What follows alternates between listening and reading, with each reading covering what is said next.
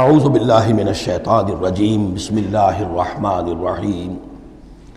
وَلِكُلِّ أُمَّةٍ جَعَلْنَا مَنْسَكًا، اور ہم نے ہر امت کے لیے ایک قربانی کا نظام مقرر کیا، لِيَذْكُرُوا اسْمَ اللَّهِ عَلَىٰ مَا رَزَقَهُم مِّن بَهِيمَةِ الْأَنْعَامِ، تاکہ وہ اللہ کا نام لیا کریں ان مویشیوں پر کہ جو ہم نے انہیں عطا فرمائے ہیں۔ فَإِلَٰهُكُمْ إِلَٰهٌ وَاحِدٌ، تو جان لو تمہارا الہ ایک ہی اللہ ہے، واحد۔ فَلَهُ أَسْلِمُوا، اس کے سامنے سر تسلیم خم کرو، اس کی اطاعت قبول کرو۔ یعنی ایسا نہ ہو کہ بس قربانی تو ہو رہی ہے، باقی سب حرام خوریاں ہو رہی ہیں، 10-10 ہزار 20-20 ہزار کا جانور لے کر اور اس کے فوٹو کھنچوا کر اخبارات میں شائع کیے جا رہے ہیں، ہے سارا حرام خوری کا نتیجہ۔ تو یہ تو کوئی قربانی نہیں ہے، یہ اللہ تعالیٰ کے ہاں قبول نہیں ہے، چاہے وہ 1 لاکھ کا جانور ہو لیکن ہو اسلام کے ساتھ۔ فَلَهُ أَسْلِمُوا، اس کی اطاعت تو قبول کرو، اس کے حلال اور حرام کے پابند تو ہو، اس کے حرام کردہ چیزوں سے منہ نہ مارو۔ وَبَشِّرِ الْمُخْبِتِينَ، اور اے نبی بشارت دے دیجئے مخبتین کو، اخبات کہتے ہیں جو اپنے آپ کو پست کر لیں اللہ کے سامنے، تواضع اور عاجزی اختیار کرنے والے۔ الَّذِينَ إِذَا ذُكِرَ اللَّهُ وَجِلَتْ قُلُوبُهُمْ، یہ جو سورہ انفال کے شروع میں الفاظ آئے تھے اس سے ملتے جلتے الفاظ ہیں۔ وہ کون لوگ ہیں؟ وہ لوگ مخبتین کہ جب اللہ کا ذکر کیا جائے تو ان کے دل لرز اٹھتے ہیں،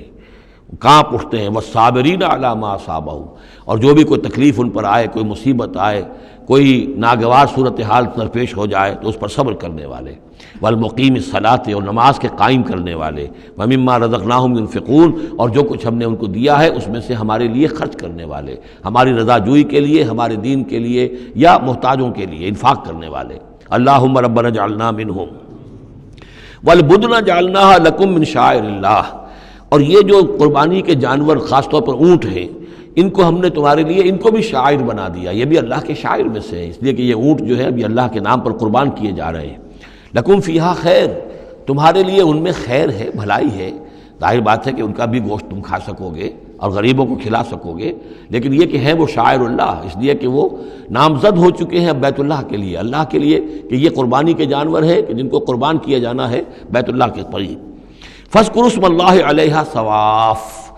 تو ان پر نام لیا کرو اللہ کا، ان کو کھڑا کر کے سیدھا، صواف صفے باندھ کر، قطار باندھ کر۔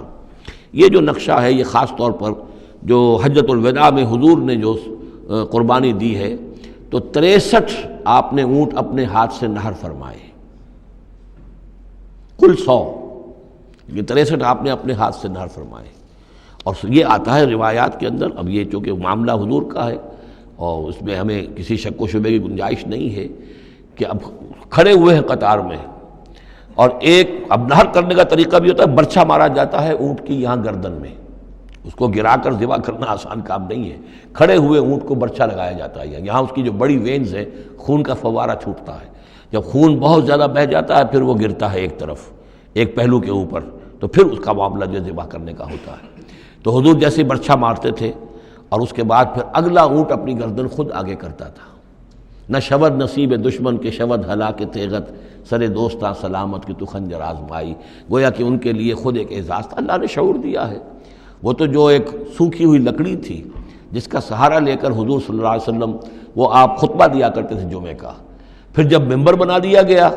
اب وہ اس لکڑی جو ہے اس کا آپ سہارا نہیں لے رہے۔ تو پہلا دن جب تھا کہ آپ نے اس کا سہارا نہیں لیا اور آپ ممبر پر کھڑے ہو کر آپ نے جب خطبہ دیا ہے تو اس سوکھی لکڑی میں سے ایسی آواز آ رہی تھی جیسے کوئی بچہ بلک بلک کر رو رہا ہو کہ میری یہ سعادت آج ختم ہو گئی ہے، مجھے جو سعادت نصیب تھی کہ محمد الرسول اللہ صلی اللہ علیہ وسلم میرا سہارا لیا کرتے تھے، مجھ پر ٹیک لگایا کرتے تھے، یہ مجھ سے جاتی رہی فضیلت، بلک بلک کر رو رہا ہے۔ حنانہ اس کو کہتے ہیں، ستون حنانہ، اب بھی مسجد نبوی میں ایک ستون ہے حنانہ، حنین کہتے ہی اس کو ہے کہ جس میں رقت ہو، بچہ رو رہا ہو، بلک رہا ہو تو یہ حنین ہے، تو حنانہ ہے وہ۔ اور اس کے لیے یہ نوٹ کر لیجیے، کہا ہے مولانا روم نے،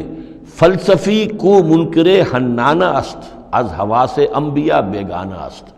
پہلے فلسفی ہوتے تھے، آج سائنسدان جو انکار کرے گا کیسے ہو سکتا ہے سوکھی لکڑی میں سے بچوں کے سے رونے کی آواز آئے، کیسے مان لیں گے ہم؟ سر سید کیسے مانیں گے اس کو؟ نہیں مانیں گے کبھی بھی۔ تو فلسفی یا سائنسدان کو منکر حنانہ است، کہ وہ حنانہ کا انکار کرتا ہے، از حواس انبیاء بیگانہ است، اس لیے کہ انبیاء کے معاملات کو وہ جانتا نہیں ہے، وہ عام لوگوں پر قیاس کر رہا ہے۔ فاذکروا اسم اللہ علیہا صواف، تو لو اللہ کا نام ان پر ان کو نہر کرنے کے لیے انہیں صفوں میں کھڑا کر کے فیضا وجبت جنوبها، جب ان کے پہلو زمین پر ٹک جائیں، جب خون اتنا بہہ جاتا ہے، کمزور ہو جاتا ہے تو پھر وہ ایک طرف کو اپنی کروٹ کے بل زمین کے اوپر پڑ جاتا ہے۔ فَكُلُوا مِنْهَا، تو اب کھاؤ اس میں سے اس کے گوشت کو، وَأَطْعِمُوا الْقَانِعَ وَالْمُعْتَرَ، اور کھلاؤ اس کو بھی جو قناعت کے ساتھ بیٹھا ہوا ہے، مانگتا نہیں پھر رہا ہے، سائل نہیں ہے، اس کے پاس کچھ نہیں ہے لیکن وہ مانگتا نہیں پھرتا، قانع، اور معتر جو بے قرار ہو گیا ہے، آتا ہے، سوال کر رہا ہے، مانگ رہا ہے، گوشت مانگ رہا ہے، اس کو بھی دو، اس کو بھی دو۔ كَذَلِكَ سَخَّرْنَاهَا لَكُمْ لَعَلَّكُمْ تَشْكُرُونَ، اسی طرح تو ہم نے اتنے بڑے جانور کو تمہارے لیے مسخر کر دیا ہے، اونٹ جیسے جانور کو، اور وہ کھڑا ہوتا ہے تم برچھا مارتے اس کو، سخرناها لکم لعلکم تشکرون، تاکہ تم اللہ کا شکر ادا کرو۔ لن ینال اللہ لحومها ولا دماؤها، اب یہ ہے اصل شے، اللہ تک نہ ان کے گوشت پہنچتے ہیں نہ خون پہنچتا ہے، ولکن ینالہ التقوی منکم، ہاں اگر پہنچتا ہے اس تک تو تقوی اگر ہے تمہارے اندر تو اللہ تک پہنچ جائے گا۔ یعنی یہ کہ ایک یہ رسومات ہے، ظاہری شکل ہے، ظاہری شکل اصل دین نہیں ہے، اگرچہ اس کے بغیر بھی تو حقیقت جو ہے وہ کسی نہ کسی حیول ہی میں ظاہر ہوگی، کوئی نہ کوئی اسے پیکر چاہیے۔ تو ان عبادات کا پیکر بھی اہم ہے، لیکن صرف پیکر کو نہ سمجھیں، ظاہر کو نہ سمجھیں، اصل شے اس کی روح ہے، روح تقویٰ۔ وہ جو علامہ اقبال نے کہا ہے کہ رہ گئی رسم اذاں روح بلالی نہ رہی، فلسفہ رہ گیا تلقین غزالی نہ رہی، اور نماز و روزہ و قربانی و حج یہ سب باقی ہیں، تو باقی نہیں ہے۔ وہ ہمارا وہ تقویٰ، ہمارا اللہ کے ساتھ خلوص و اخلاص، قربانی جب انسان دے رہا ہو تو واقعتاً اس کے اپنے اندر اگر تقویٰ بھی ہے، اس نے حلال ذریعے سے کمائے ہوئے مال میں سے اس نے اتنی محنت کی ہے کہ اس میں سے اثار کر رہا ہے، اللہ کے نام پر ایک جانور کو ذبح کر رہا ہے، پھر خود اپنی زندگی میں وہ اللہ کے قوانین کا پابند ہے، اسی کے مطابق زندگی گزار رہا ہے، اور وہ اپنی توانائیاں، قوتیں، صلاحیتیں اللہ کی راہ میں لگا رہا ہے، اس کی قربانی ہے۔ باقی اگر یہ نہیں ہے تو ٹھیک ہے، چلیے کم سے کم غریبوں کو گوشت مل جائے گا، کچھ نہ کچھ فائدہ تو ہو ہی جائے گا، لیکن یہ کہ وہ اصل قربانی نہیں ہے، اللہ تک کچھ نہیں پہنچے گا تمہارا۔ لن ینال اللہ لحومها ولا دماؤها، دیکھو ان قربانیوں کے نہ گوشت اللہ تک پہنچتے ہیں نہ ان کے خون، ولکن ینالہ التقوی منکم، ہاں تقوی اگر ہے وہ اللہ تک پہنچ جاتا ہے۔ کذالک سخرھا لکم لتکبروا اللہ علی ما ھداکم، اسی طرح اللہ تعالیٰ نے اسے تمہارے لیے مسخر کر دیا ہے، لتکبروا اللہ علی ما ھداکم، تاکہ تم اللہ کی تکبیر کیا کرو اس ہدایت پر جو اس نے تمہیں دی ہے۔ دیکھیے دو عیدیں ہیں ہماری، عید الفطر جو رمضان کے بعد آتی ہے، ایک عید الاضحیٰ ہے جو حج کے ساتھ منسلک ہے۔ وہاں بھی ہم نے رمضان مبارک کے بارے میں جو آیات آئی ہیں سورہ بقرہ کے 23ویں رکوع میں، وہاں بھی لتکبروا اللہ علی ما ھداکم ولعلکم تشکرون۔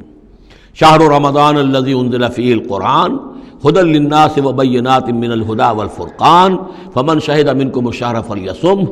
ومن کان مریضا او علی سفر فعدۃ من ایام اخر یرید اللہ بکم الیسر ولا یرید بکم العسر ولتکملوا العدۃ ولتکبروا اللہ علی ما ھداکم ولعلکم تشکرون۔ وہی الفاظ یہاں ہیں، لتکبروا اللہ علی ما ھداکم، تاکہ تم تکبیر کرو، اللہ کی تکبیر کرو۔ اسی لیے عیدیان کے لیے جاتے آتے ہوئے تکبیر، اور اس کو بھی بڑا بلند آواز سے، جاتے آتے راستہ بدلنا، پھر نماز جو دوگانہ ہے عید کی اس میں اضافی تکبیرات ہیں، لتکبروا اللہ علی ما ھداکم ولعلکم تشکرون پر تو وہ آیت ختم ہوئی ہے، وبشر المحسنین، اور اے نبی ان لوگوں کو آپ بشارت دے دیجئے جو اسلام اور ایمان اور تقوی کی منزلیں طے کرتے ہوئے درجہ احسان تک پہنچنے کی کوشش کرتے ہیں اور پہنچ جاتے ہیں۔ اللہم ربنا اجعلنا منہم، اللہم ربنا اجعلنا منہم۔ صدق اللہ العظیم۔